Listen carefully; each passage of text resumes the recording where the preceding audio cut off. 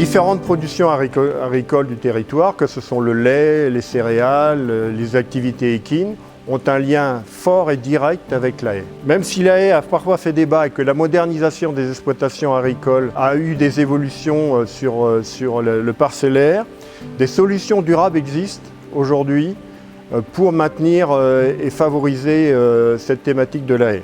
Nous devons développer des leviers économiques de valorisation du bois et encourager la reconnaissance des intérêts apportés par la haie au territoire. L'installation de chaufferies bois permet de valoriser le copeau de bois. En effet, une haie, elle a besoin d'entretien, elle a besoin de coupe à blanc pour garder son intérêt économique.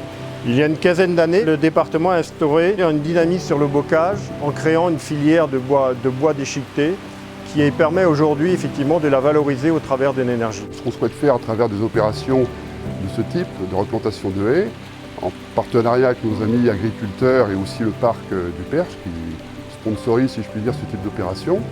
On souhaite recréer donc des corridors biologiques pour qu'il y ait des connexions qui soient faites entre les différentes haies, entre les différentes zones qui étaient isolées les unes des autres. Et remettre ces zones en connexion donc permettra justement à la biodiversité de s'exprimer. L'avantage de la haie, on a une demande sociétale importante par rapport aux pesticides. Et l'avantage de la haie, c'est quand on installe une haie en bordure de chemin, par exemple, la haie coupe la dérive des produits phytosanitaires.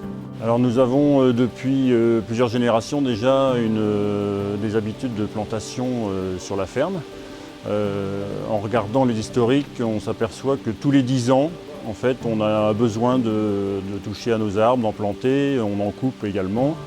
Et donc là, jusqu'à maintenant, c'est la première fois que nous avons planté des arbres en plaine. Alors pour cette fois-ci, le parc régional du Perche nous a aidés à financer, nous a permis de trouver les entreprises qui ont fait le travail, et un appui technique aussi sur le choix des arbustes à utiliser.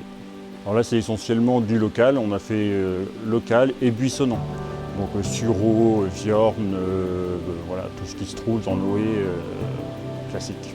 Aussi bien le monde de la chasse que le monde agricole, à mes yeux, est essentiellement menacé aujourd'hui.